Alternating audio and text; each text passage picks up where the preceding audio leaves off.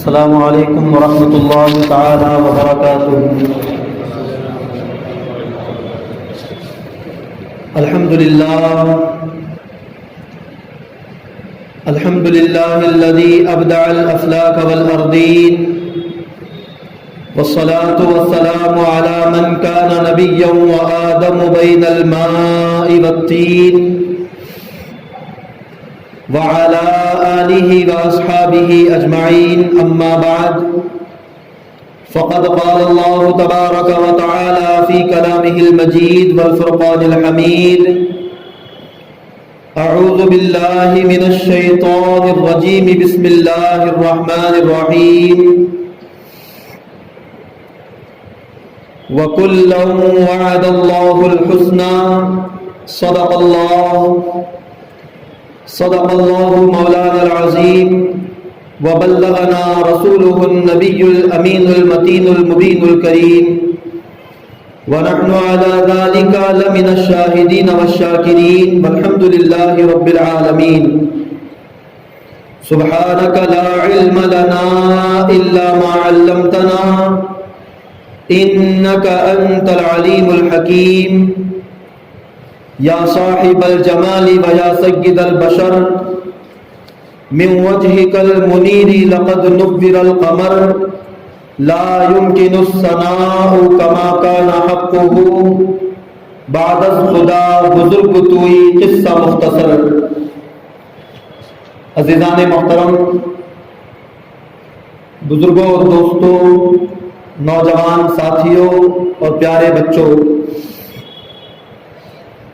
آئیے کچھ کہنے اور سننے سے پہلے ہم اور آپ مل کر اپنے اور ساری کائنات کے مرکز عقیدت، رحمت عالم، نور مجسم، فخر عرب و عجم، لولاک کے تاج والے، آسیوں کی لاج والے، دو جہاں کے راج والے، عرش کی معراج والے جناب احمد مجتبی محمد مصطفیٰ ارواحنا فدا صلی اللہ تعالی علیہ وسلم کے دربار پربہار میں اپنی غلامی کا ثبوت دیتے ہوئے ایک مرتبہ جھوم کر بآواز بلند درود پاک پڑھ لیں: اللہم صلی علی سیدنا و مولانا محمد کما تحب و ترضی بان تصلی علیہ صلاۃ و سلام علیک یا سیدی یا حبیبی یا مکی مدنی یا رسول اللہ صلی اللہ تعالی علیہ وسلم۔ سامعین محترم، رجب المرجب کا یہ مہینہ، جس مہینے کو مختلف قسم کی نسبتیں اللہ والوں کا دامن جس مہینے کو حاصل ہے، یہی وہ مہینہ ہے رجب المرجب کا مہینہ، جس مہینے کی 13 تاریخ کو مولا کائنات شیر خدا کا یوم ولادت تھا۔ ابھی گزشتہ جمعہ حضرت علی پاک کے کمالات اور ان کے فضائل آپ حضرات کے سامنے پیش کیے گئے، اور اسی مہینے کی 15ویں تاریخ کو حضرت سیدنا امام جعفر صادق رضی اللہ تعالیٰ عنہ کا یوم وصال ہے۔ حضرت امام جعفر صادق، جن کے نام سے کندوری کی نیاز دنیا بھر میں کنڈوں کی فاتحہ دلائی جاتی ہے، حضرت امام جعفر صادق کا جو وصال کا دن ہے وہ رجب المرجب کی 15ویں تاریخ ہے، یعنی ابھی 5 دن پہلے جو دن گزرا، 15ویں تاریخ کا اتوار کا جو دن تھا، وہ حضرت امام جعفر صادق کے وصال کا دن تھا، جس دن وہ دنیا سے پردہ کر گئے۔ 15 تاریخ رجب المرجب کی تھی، اور اسی طرح اسی رجب کے مہینے میں 22ویں تاریخ، یعنی 2 دن بعد جو اتوار کا دن آنے والا ہے، رجب کی 22 تاریخ کو صحابی رسول حضرت سیدنا امیر معاویہ رضی اللہ تعالیٰ عنہ کا یوم وصال ہے۔ حضرت امیر معاویہ کا 22 رجب کو وصال ہوا، اور امام جعفر صادق کا 15 رجب کو وصال ہوا ہے۔ تو ان دونوں شخصیات کے حوالے سے ان کے کمالات اور ان کی فضیلتیں مختصر سے وقت میں انشاءاللہ آپ حضرات کے سامنے رکھنے کی کوشش کروں گا۔ رب ذوالجلال سے دعا ہے کہ اللہ تعالیٰ میری زبان پر کلمہ حق کو جاری فرمائے اور آپ تمام کو حق سن کر اس پر عمل کرنے کی توفیق عطا فرمائے۔ حضرت سیدنا امام جعفر صادق جو اہل بیت اطہار کے بہت ہی عظیم بزرگ کہلاتے ہیں، حضرت امام جعفر صادق کے والد ماجد حضرت امام باقر اور امام باقر کے والد ماجد امام زین العابدین اور ان کے والد ماجد حضرت سید الشہداء امام حسین اور ان کے والد ماجد حضرت سیدنا مولا کائنات علی مرتضی رضی اللہ تعالیٰ عنہ ہے۔ یعنی امام جعفر صادق اور مولا کائنات کے درمیان 3 واسطے موجود ہیں۔ 3 واسطوں کے بعد نام آتا ہے امام جعفر صادق کا، اور آپ اللہ کے ایسے برگزیدہ بندے، اور آپ کی زبان میں اس قدر کمال کی تاثیر تھی، اور آپ کو اللہ تعالیٰ نے اتنا اعلیٰ ظرف اللہ نے آپ کو عطا فرمایا تھا، زبان میں اتنی آپ کی تاثیر موجود تھی کہ آپ اگر کسی کو نصیحت فرما دیتے، امام جعفر صادق اگر کسی کو نصیحت کے 2 کلمات اگر بیان کر دیتے تو اللہ تعالیٰ آپ کی زبان کی تاثیر کی وجہ سے سامنے والے سننے والے کے دل پر اس کا ایسا اثر پیدا کرتا کہ فوراً اس کی زندگی میں انقلاب پیدا ہو جایا کرتا، اس کی زندگی میں سدھار اور تبدیلی آ جایا کرتی۔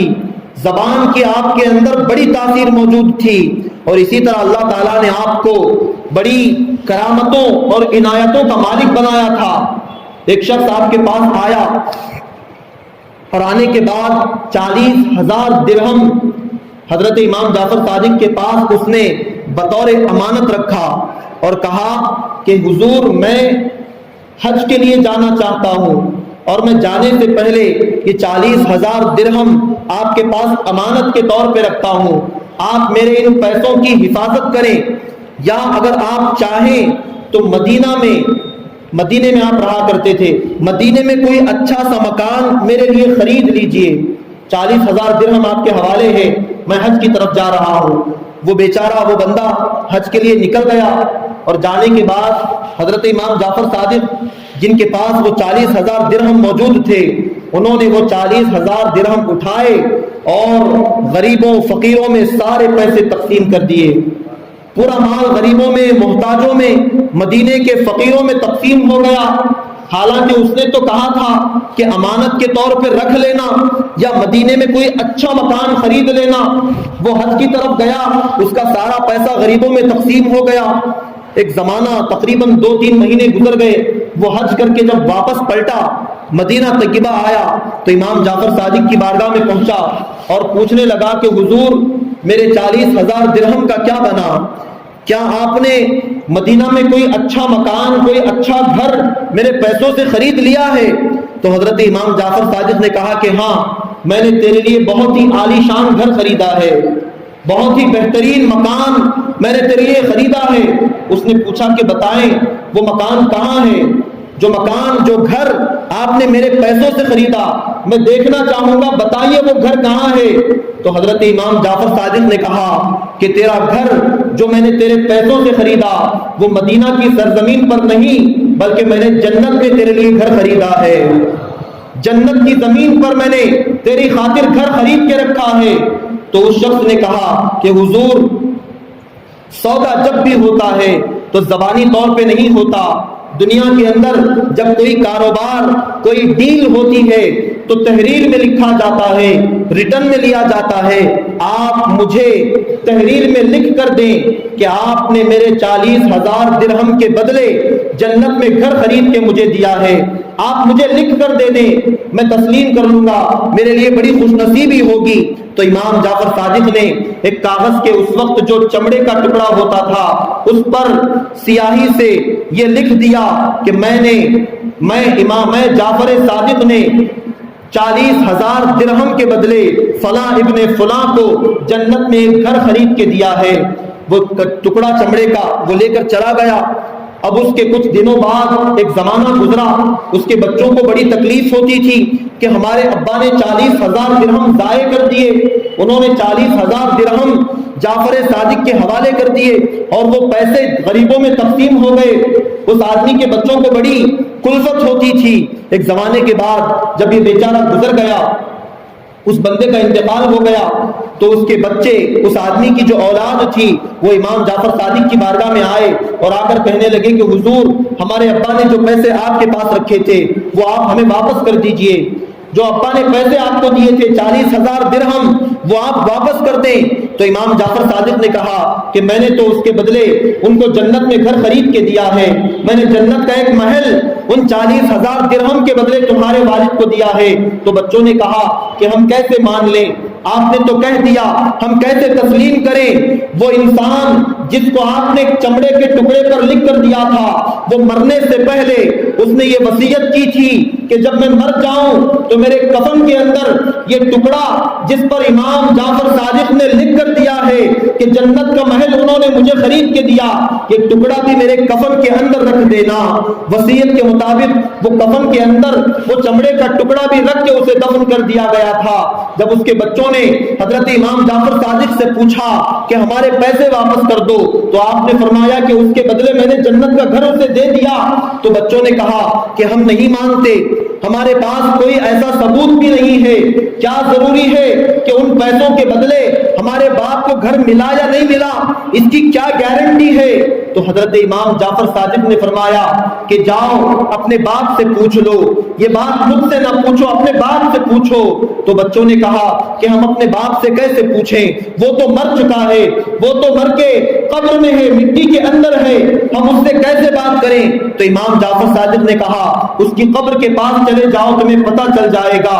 اس کے بچے اپنے باپ کی قبر کے پاس گئے، جانے کے بعد دیکھا تو دیکھ کر وہ حیران رہ گئے کہ وہ چمڑے کا ٹکڑا جس پر امام جعفر صادق نے جنت میں محل خریدنے کے بارے میں لکھ کر دیا تھا، اسی چمڑے کے ٹکڑے کے دوسری طرف یہ اللہ تبارک و تعالیٰ کے مقرر کردہ بندوں کی طرف سے یہ لکھا ہوا غیبی تحریر اس پر لکھی ہوئی تھی کہ جعفر صادق کے کہنے پر ہم نے اس بندے کو جنت میں محل عطا کیا ہے، اور وہ چمڑے کا ٹکڑا اس آدمی کی قبر سے اوپر آ کے قبر کے اوپر رکھا ہوا تھا۔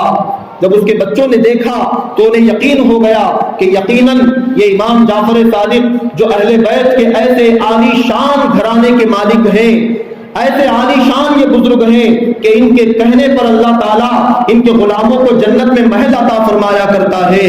اب آپ اندازہ کریں کہ جب نبی پاک صلی اللہ علیہ وسلم کے خاندان میں چوتھی یا پانچویں پشت کے اہل بیت کا مقام اتنا اونچا ہے کہ وہ اپنے غلاموں کو، اپنے ماننے والوں کو دنیاوی مال کے بدلے جنت میں محل کی گارنٹی عطا کر سکتے ہیں، تو پھر مصطفیٰ جان رحمت کا مقام کتنا اونچا ہوگا، ان کا مقام کتنا ارفع و اعلیٰ ہوگا جب ان کے گھرانے کے بچوں کا یہ عالم ہے، جب ان کے گھرانے کے اولاد کا یہ عالم ہے، تو پھر مولا کائنات کا عالم کیا ہوگا، سید الشہداء امام حسین کا رتبہ کیا ہوگا۔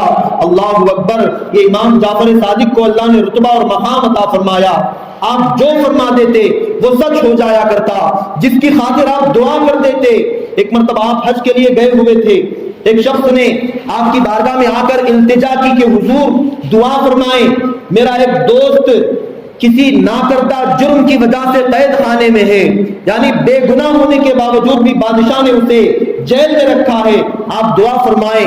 تو امام جعفر صادق نے دعا کے لیے ہاتھ اٹھائے اور دعا کرنے کے بعد فوراً آپ نے فرمایا کہ جا، تجھے خوشخبری ہو، اللہ تعالیٰ نے تیرے دوست کو قید خانے سے رہائی عطا فرمائی ہے۔ دعائیں آپ کی یوں قبول ہو جایا کرتی تھی، اور اتنے اونچے مقام کے باوجود بھی، اتنے بلند و بالا رتبہ ہونے کے باوجود بھی امام جعفر صادق کے اندر عاجزی اور اللہ کا خوف اتنا زیادہ تھا کہ اللہ اکبر، ہم اور آپ سوچ بھی نہیں سکتے۔ ایک مرتبہ ایک شخص آپ کی بارگاہ میں حاضر ہوا اور آ کے کہنے لگا کہ سرکار، آپ تو حضور اکرم صلی اللہ علیہ وسلم کے خاندان سے ہیں، اہل بیت اطہار سے آپ کا تعلق ہے، آپ مجھے کچھ نصیحت فرمائیے، کوئی اچھی بات، کوئی نصیحت آپ مجھے فرمائیے۔ تو امام جعفر صادق خاموش رہے اس نے دوبارہ کہا کہ آپ اہل بیت کے گھرانے سے ہیں، آپ کوئی نصیحت مجھے فرمائیے۔ آپ پھر بھی خاموش رہے۔ جب تیسری مرتبہ اس نے نصیحت کے لیے کہا تو حضرت امام جعفر صادق نے بھیگی آنکھوں سے آنکھوں میں آنسو لیے ہوئے امام جعفر صادق فرماتے ہیں کہ میں تجھے کیا نصیحت کروں، میں تجھے کیسے نصیحت کروں، مجھے خود اپنے بارے میں یہ فکر ہے کہ کل بروز محشر کہیں میرے نانا جان نے اگر میرا ہاتھ پکڑ کے مجھ سے پوچھ لیا کہ اے جعفر تو نے میری سنتوں پر عمل کیوں نہیں کیا، تو نے میری پیروی اور اتباع کیوں نہیں کی، اگر نانا جان نے مجھ سے پوچھ لیا تو میں نانا جان کو حضور کو کیا جواب دوں گا۔ مجھے اس بات کی فکر ہے، اس بات کی فکر کے ہوتے ہوئے تجھے نصیحت کرنا مجھ سے نہیں ہو سکتا، میں تجھے کہاں سے نصیحت کروں گا۔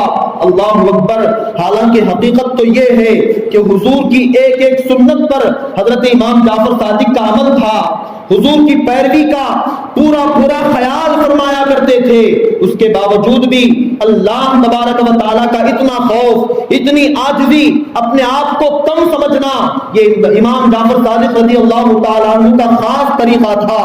ایک مرتبہ اپنے چند غلاموں کو جمع فرمایا، اپنے غلاموں کو جمع کر کے ان سے یہ کہا کہ آؤ ہم آپس میں یہ عہد کرتے ہیں، ہم آپس میں یہ طے کرتے ہیں کہ ہم میں سے جو بھی قیامت کے دن بخشا جائے گا، قیامت کے دن جو بھی ہم میں سے جس کا بھی بیڑا پار ہو جائے گا وہ ہم تمام کی ایک دوسرے کی شفاعت کرے گا۔ اپنے غلاموں کو جمع کر کے فرماتے ہیں کہ ہم میں سے جس کو بھی اللہ قیامت کے دن بخش دے تو اسے چاہیے کہ وہ باقی تمام کی مغفرت کرے، وہ باقی تمام کی شفاعت کرے، اللہ کی بارگاہ میں سفارش کرے، وہ میری بھی اللہ تعالیٰ کی بارگاہ میں سفارش کرے۔ تو غلاموں نے کہا کہ حضور یہ آپ کیا کہہ رہے ہیں، آپ تو شفیع دو عالم صلی اللہ علیہ وسلم کی اولاد سے ہیں، آپ خود شفاعت فرمائیں گے، آپ کی شفاعت سے اللہ نہ جانے کتنوں کی مغفرت فرمائے گا، کتنوں کا اللہ بیڑا پار کرے گا، اور آپ ہم سے کہتے ہیں کہ آپ ہماری شفاعت کریں، حضور یہ بات ہماری سمجھ میں نہیں آتی۔ تو امام جعفر صادق کہتے ہیں کہ مجھے اس بات کا خوف ہے، مجھے اس بات کا اندیشہ ہے کہ کیا پتا اللہ تبارک و تعالیٰ میرا عمل قبول کرے گا یا نہیں کرے گا، اللہ تعالیٰ کو میرے اعمال پسند آئیں یا نہ آئیں، اس بات کی کوئی گارنٹی نہیں ہے۔ اس لیے میں تم سے یہ کہتا ہوں کہ بروز محشر اگر تم میں سے کوئی بھی بخشا جائے تو وہ میری بھی شفاعت کر کے مجھے بھی اپنے ساتھ جنت میں لے جائے۔ اللہ اکبر۔ یہ ہمارے بزرگوں کی عاجزی تو دیکھیں، ہمارے بزرگوں کا امام جعفر صادق کا نام لے کر آج ہم رجب کے پورے مہینے کے اندر فاتحہ خوانی کرتے ہیں، نیازوں کا اہتمام کرتے ہیں۔ ذرا ان کی سیرت کے اس پہلو کو بھی دیکھیں، انہوں نے اپنے آپ کو کتنا کم سمجھا، حالانکہ اللہ نے ان کو اتنا بلند مقام عطا فرمایا، ان کی زبان کی تاثیر کمال کی تھی، وہ جس کے لیے دعا کرتے تھے بیڑا پار ہو جاتا۔ ان کی اللہ تعالیٰ نے ان کو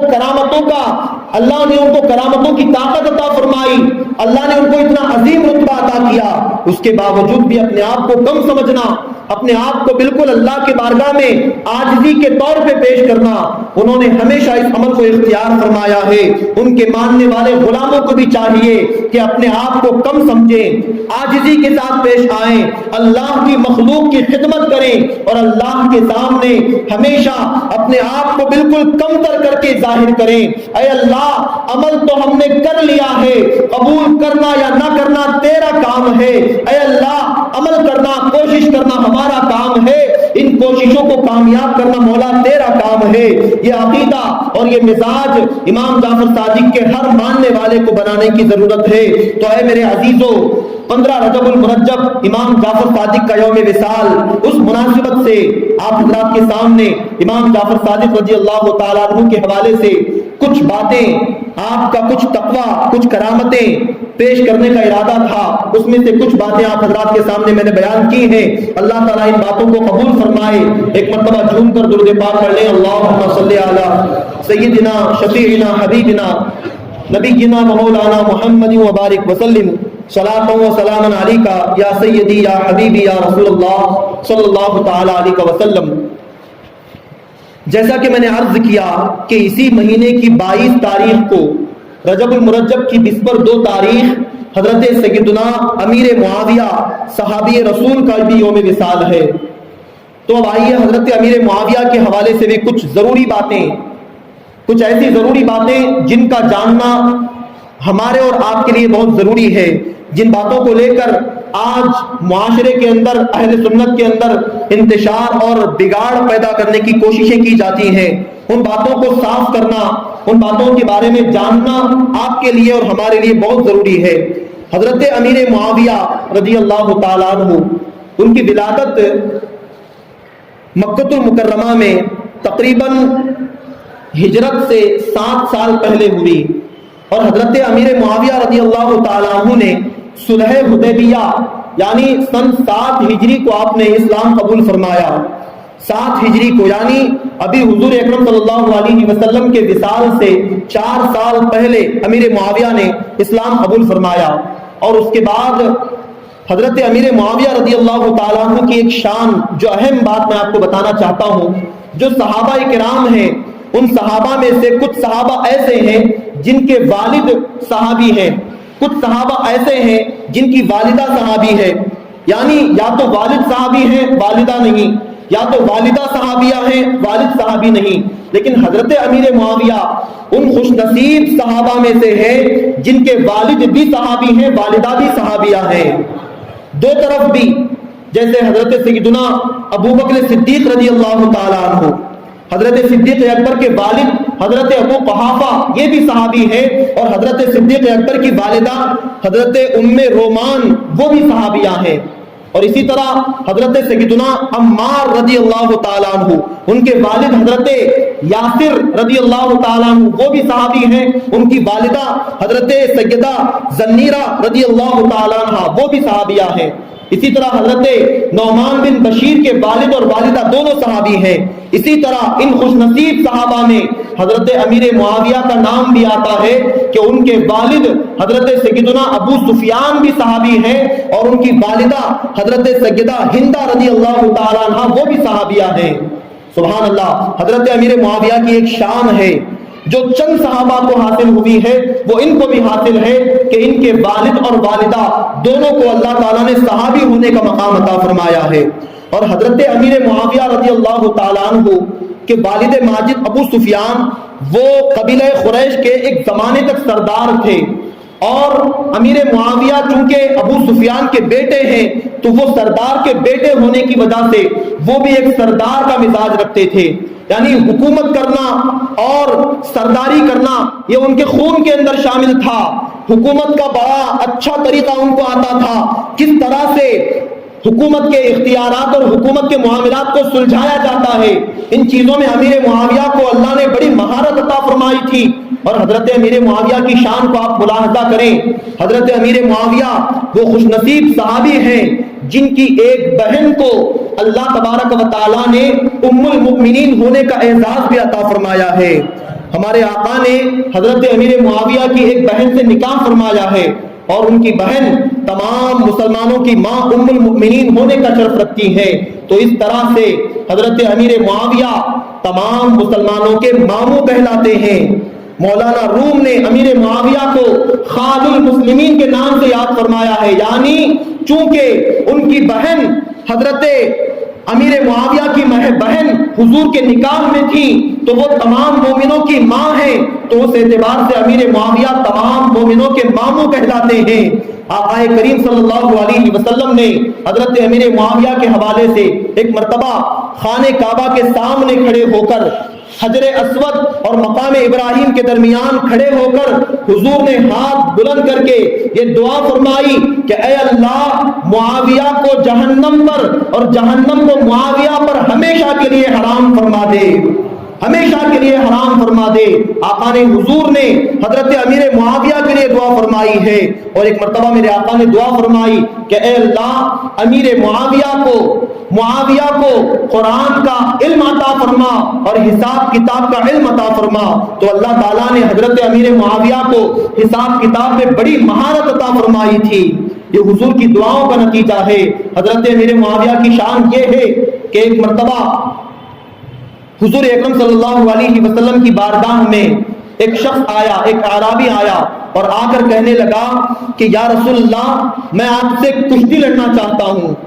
کشتی جو آپس میں بہادر پہلوان لڑتے ہیں، اعرابی نے، ایک دیہات کے رہنے والے شخص نے کہا کہ میں آپ سے کشتی لڑنا چاہتا ہوں۔ تو اس وقت حضور کی بارگاہ میں حضرت سیدنا امیر معاویہ بھی موجود تھے۔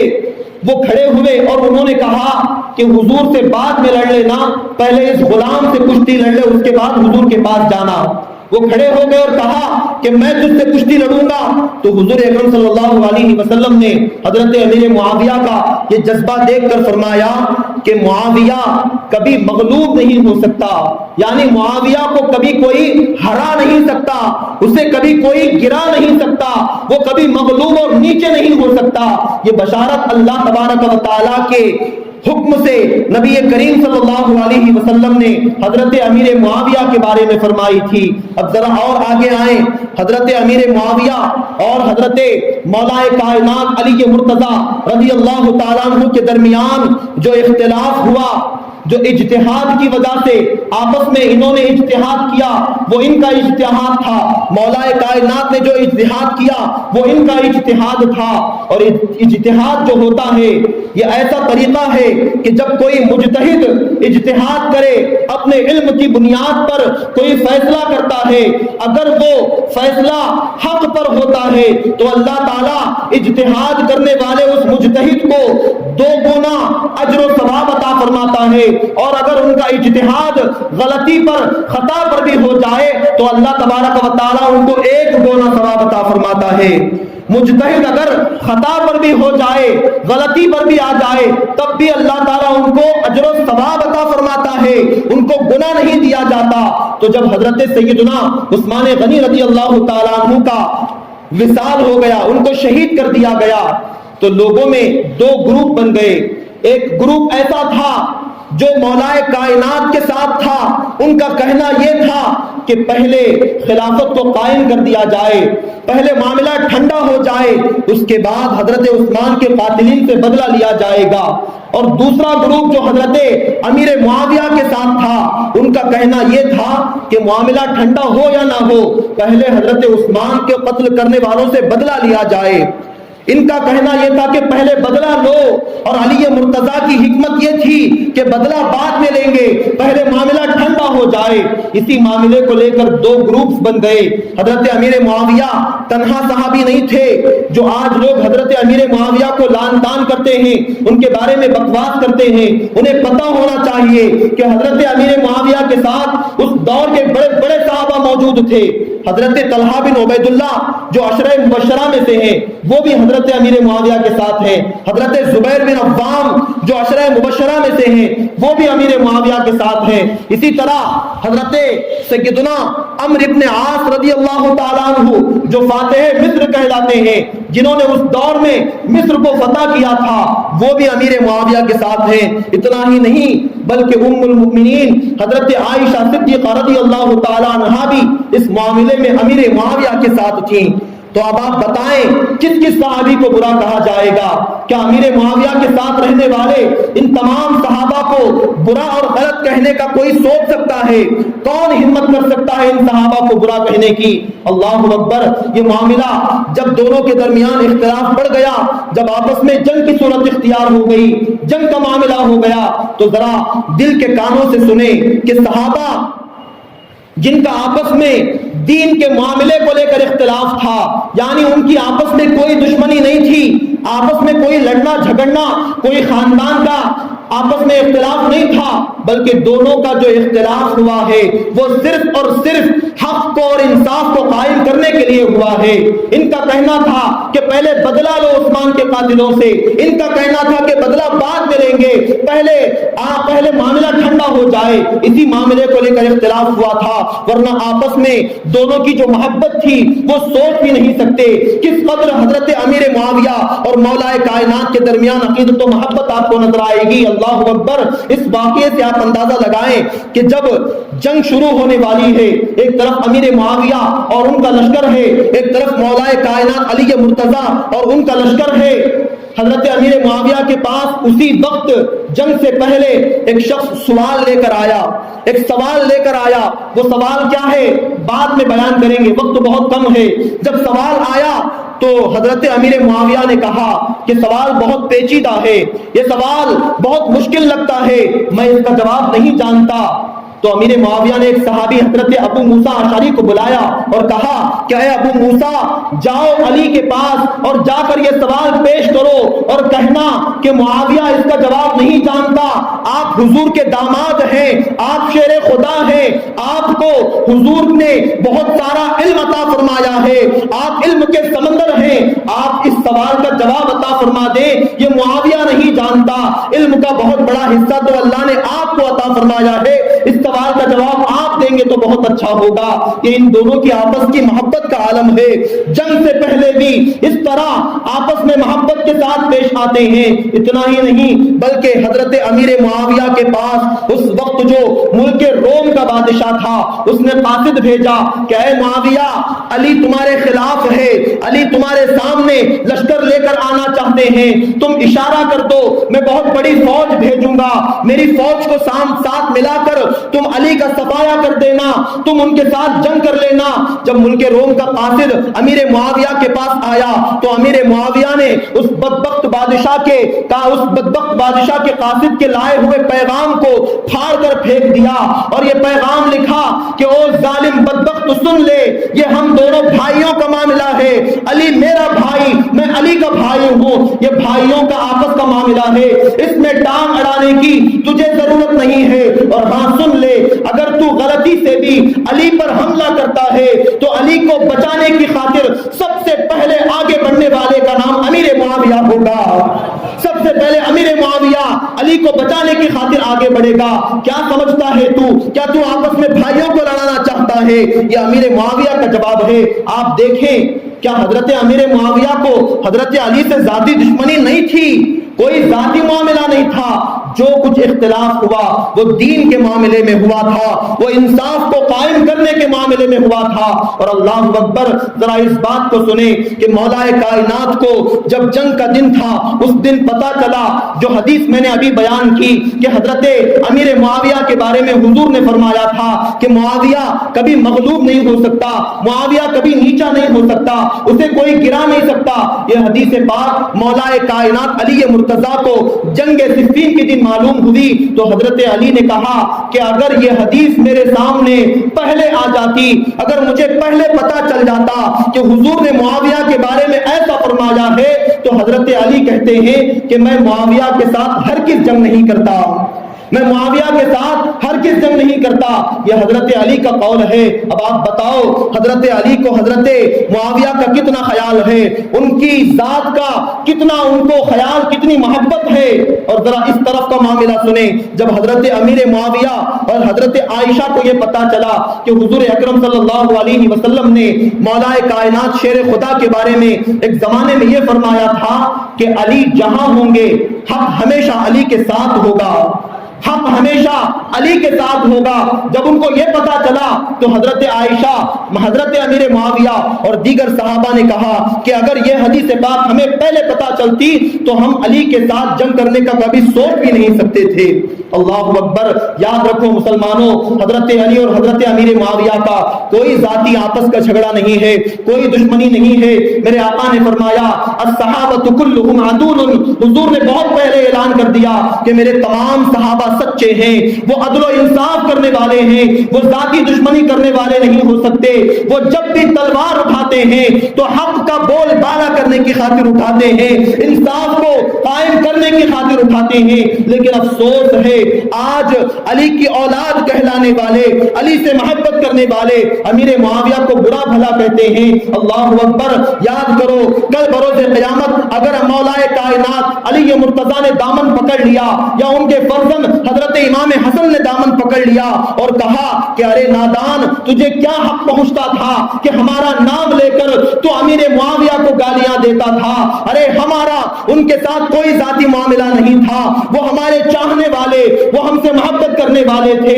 کیا آپ کو پتا ہے جب بھی حضرت امام حسن امیر معاویہ کے پاس جاتے تو امیر معاویہ اپنے تخت سے اٹھ جاتے اور جہاں خود بیٹھنے والے تھے اس جگہ پہ حضرت امام حسن کو بٹھاتے اور خود ان کے سامنے ہاتھ باندھ کے کھڑے ہو جایا کرتے تھے، ہاتھ باندھ کے کھڑے ہوتے۔ ارے وہ اہل بیت سے محبت کرنے والے ہیں، حضور کے خون کا احترام کرنے والے ہیں، ان کے نام سے آج جو واویلا مچایا جا رہا ہے، افسوس ہے ان ظالموں پر جو صحابہ پر تان و دشنی کر کے اپنی دنیا اور آخرت برباد کر رہے ہیں، اور اپنے فالو کرنے والوں کو بھی آج لوگ گمراہی کی طرف لے جاتے نظر آ رہے ہیں۔ اللہ اکبر۔ فیصلہ کن انداز میں یہ بات آپ سمجھ لیں کہ امیر معاویہ اور مولا کائنات کے درمیان جو اختلاف ہوا اس معاملے میں حضرت علی حق پر ہیں، حضرت علی حق پر ہیں، اور حضرت علی اور حضرت معاویہ کے درمیان درجات کا بہت زیادہ فرق ہے، درجات کا بہت زیادہ فرق۔ حضرت امیر معاویہ کا درجہ حضرت علی سے لاکھوں درجہ کم ہے، حضرت علی کا درجہ بہت اونچا بہت اونچا بہت اونچا ہے، یہ ہم بھی مانتے ہیں۔ حضرت علی اور معاویہ کے حوالے سے امام اہل سنت اعلیٰ حضرت سے سوال ہوا کہ ان دونوں کا کیا معاملہ ہے، کس کا رتبہ بڑا ہے، کون حق پر ہے؟ تو امام اہل سنت نے بڑا بہترین اور پیارا جواب ارشاد فرمایا۔ حضرت امام اہل سنت نے فرمایا فرق مراتب بے شمار، یعنی ان کے دونوں کے مرتبوں میں فرق بہت زیادہ ہے۔ ان کا حضرت علی کا مرتبہ بہت اونچا، حضرت امیر معاویہ سے حضرت علی کا مرتبہ بہت اونچا۔ امام نے فرمایا فرق مراتب بے شمار، فرق مراتب بے شمار، اور حق بدستے حیدر کرار، یعنی حق پر کون ہے؟ وہ مولا کائنات حیدر کرار ہیں، حق بدستے حیدر کرار۔ اور اتنا ہی نہیں، صرف حیدر کرار کو حق پر کہہ کر امام خاموش نہ ہوئے، بلکہ آگے یہ بھی فرمایا حق بدستے حیدر کرار مگر معاویہ بھی ہمارے سردار، مگر معاویہ بھی، آپ بتائیں، مگر معاویہ بھی ہمارے سردار، مگر معاویہ بھی ہمارے سردار، تان ان پر بھی کار فجار، یعنی جو ان پر لان تان کرتا ہے وہ گناہگار ہوگا، وہ خطاکار ہوگا، وہ مجرم ہوگا، وہ گستاخ صحابہ ہوگا، وہ بدبخت ہوگا۔ حضور نے فرمایا جس نے میرے صحابہ سے محبت کی اس نے مجھ سے محبت کی، جس نے صحابہ سے عداوت کی اس نے مجھ سے عداوت کی، اور جس نے مجھ سے عداوت کی اس نے اللہ سے عداوت کی، اور جو اللہ سے عداوت کرے گا اللہ تعالیٰ اسے کبھی معاف نہیں فرمائے گا، وہ نہ یہاں کا رہے گا نہ وہاں کا رہے گا۔ تو اے میرے عزیزو، اے اہل سنت والجماعت کے پیروکارو، اپنے ایمان کی حفاظت کی فکر کرو، کسی صحابی کو برا بھلا کہنے والوں کے ساتھ اپنا رشتہ ناتا نہ رکھو، ان کے ساتھ اٹھنا بیٹھنا بند کر دو، ان سے تعلقات ختم کرو، ورنہ یاد رکھو وہ تو ڈوبیں گے، جاتے جاتے وہ تم کو بھی لے کر ڈوبیں گے۔ یہ رافضیت، یہ خارجیت، یہ ناصبیت، یہ شیعیت آج سر چڑھ کے بولتی نظر آ رہی ہے۔ گستاخان صحابہ پر ٹولہ دن بدن بڑھتا جا رہا ہے، غیر محسوس طریقے سے ہمارے بھولے بھالے نوجوان، ہماری بھولی بھالی عوام ان لوگوں کے ساتھ چلتی نظر آتی ہے۔ بڑے افسوس کی بات ہے، صحابہ کے گستاخوں میں اپنا نام شامل نہ کرو، صحابہ کا دل دکھا کر ان کو برا بھلا کہہ کے اپنی دنیا اور آخرت تباہ نہ کرو۔ کل بروز قیامت نبی کونین صلی اللہ علیہ وسلم تمہیں پکڑ کے پوچھیں گے کہ کیا کہتا تھا میرے صحابی کے بارے میں۔ یہ وہ صحابی ہیں جو تمام مسلمانوں کے ماموں ہیں، یہ وہ امیر معاویہ ہیں جن کو اللہ تبارک و تعالیٰ نے یہ شان عطا فرمائی کہ وہ اللہ کی طرف سے آنے والے قرآن کو، وحی کو لکھا کرتے تھے۔ کاتب وحی ہونے کا مقام اللہ نے امیر معاویہ کو عطا فرمایا ہے۔ اور بھی بہت ساری شانیں، بہت سارے ان کے فضائل میرے ذہن میں موجود ہیں، لیکن وقت اجازت نہیں دیتا، وقت بہت تنگ ہے۔ چونکہ ہم نے کہا ہے کہ انشاءاللہ وقت پر انشاءاللہ جماعت قائم ہو جائے گی، تو بس اسی نامکمل اور ادھوری باتوں کے ساتھ میں اپنی گفتگو کو اختتام کی طرف لے جاتا ہوں، اور آپ تمام سے بڑے درد دل کے ساتھ یہ کہتا ہوں کہ صحابہ سے محبت کرو، ان کی محبت میں زندگی گزارو۔ میرے آقا نے فرمایا کہ میرے تمام صحابہ ستاروں کی طرح ہے، تم جس صحابی کی اتباع کر لو گے، کسی بھی صحابی کی پیروی کر لو گے، کسی بھی صحابی کا دامن پکڑ لو گے تو تمہارا بیڑا پار ہو جائے گا، تم ہدایت پر رہو گے، تم کبھی گمراہ نہیں ہو سکتے. سچے نبی کے سچے فرمان پر عمل کرو, صحابہ کے دامن سے وابستہ رہو, گستاخوں میں اپنا نام لکھانے کی ہرگز ذرہ برابر جو ہے سوچنا بھی نہیں. اللہ تبارک و تعالی ہمیں اور آپ کو صحابہ کی محبت میں جینے مرنے کی توفیق عطا فرمائے. جو کچھ کہا گیا سنایا گیا رب کریم اپنی بارگاہ میں قبول فرمائے. کہنے سننے میں جو لفظی شرعی غلطی ہو مولا تعالیٰ معاف فرمائے. اللہ رب العزت ہم تمام کو حضرت امیر معاویہ کے فیضان سے مالا مال فرمائے, ان کے فروز و برکات سے اللہ تعالیٰ ہم سبھی کو مالا مال فرمائے. مولا تعالیٰ سے خصوصی دعا ہے جو بیمار ہیں اللہ ان کو شفا عطا فرمائے, جو پریشان ہیں اللہ ان کی پریشانیوں کو دور فرمائے, جو مصیبتوں میں گرفتار ہے اللہ ان کو مصیبتوں سے رہائی عطا فرمائے, جو اولاد کے خواہش مند ہیں اللہ ان کو نیک اولاد عطا فرمائے. اللہ تعالیٰ ہم تمام کی نیک دعاؤں کو قبول فرمائے, جائز مقاصد کی تکمیل فرمائے. آمین یا رب العالمین برحمتک یا ارحم الراحمین. چند ضروری اعلانات ہیں, سماعت فرمائیں کہ انشاءاللہ 22, 23, 24 یعنی اتوار پیر منگل 22 رجب 23 رجب اور 24 رجب کو حضرت سید شاہ مرتضی قادری علیہ رحمت و رضوان کا عرس پاک منایا جا رہا ہے. 22 رجب کو سندل ہے, 23 رجب کو عرس ہے اور 24 رجب کو انشاءاللہ زیارت ہے. آپ تمام حضرات سے گزارش ہے کہ عرس کی ان تمام تقریبوں میں ضرور شرکت کریں. اور ارادہ تو یہ تھا کہ کندوری کے حوالے سے کچھ ضروری باتیں بیان کروں, لیکن وقت بہت زیادہ ہو چکا ہے. کندوری کے حوالے سے ہمارے معاشرے میں جو غلط سلط باتیں, گوشت کھائے تو کندوری کو نہیں جانا, کندوری میں گوشت نہیں بنانا, کندوری کی فاتحہ کا تبرک باہر نہیں لانا, اسی کمرے میں قید کر کے رکھنا, یہ تمام فضول اور بیکار کی باتیں ہیں. ایسی کوئی بات نہیں ہے. حلال غذا چاہے وہ گوشت ہو, چاہے وہ ویج ہو یا نان ویج ہو, کوئی بھی چیز آپ سامنے رکھ کے فاتحہ خوانی کریں تو ضرور امام جعفر صادق کی بارگاہ میں وہ ضرور اس کا ثواب پہنچے گا اور اس ثواب کے بدلے اللہ ان کا فیضان آپ کو ضرور عطا فرمائے گا. اس کی تفصیل میں نے اپنے چینل پر, یوٹیوب چینل پر لگائی ہے. آپ حضرات اگر سننا چاہتے ہیں تو وہاں سے مکمل تفصیل سن لیں. اور انشاءاللہ اس بات کا بھی آپ خیال رکھیں کہ جب بھی آپ کنڈوں کی نیاز کریں, کندوری شریف کریں, تو امام جعفر صادق کے ساتھ ساتھ حضرت امیر معاویہ کا نام بھی اس میں شامل کر لیں. حضرت امیر معاویہ کے نام سے بھی ایصال ثواب کریں. اگر وہاں نہیں کر سکتے تو الگ سے حضرت امیر معاویہ کے نام کی فاتحہ خوانی ضرور کریں. یہ صحابہ کی محبتوں کا تقاضا ہے. صحابہ نے جو قربانیاں ہمارے خاطر دی ہیں ان کا ہم پوری طرح حق تو ادا نہیں کر سکتے, لیکن اپنی جانب سے ثواب کا ایک چھوٹا سا تحفہ پیش تو کر سکتے ہیں. تو انشاءاللہ اتوار کے دن 22 رجب المرجب حضرت امیر معاویہ کا وصال کا دن ہے, تو اتوار کے دن بعد نماز مغرب انشاءاللہ ہماری مسجد میں حضرت امیر معاویہ رضی اللہ تعالیٰ عنہ کے نام کی فاتحہ خوانی ہوگی. آپ تمام حضرات سے گزارش ہے کثیر تعداد میں اس فاتحہ خوانی میں ضرور شرکت کریں.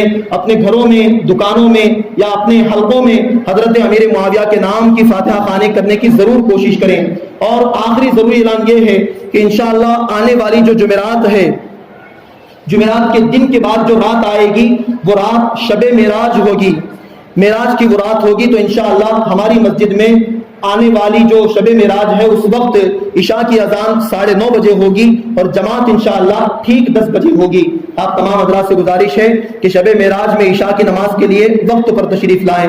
بس اللہ کی بارگاہ میں دعا ہے اللہ تعالی ہم تمام کی کوششوں کاوشوں کو قبول فرمائے. آمین یا رب العالمین برحمتک یا ارحم الراحمین. وآخر دعوانا ان الحمد للہ رب العالمین.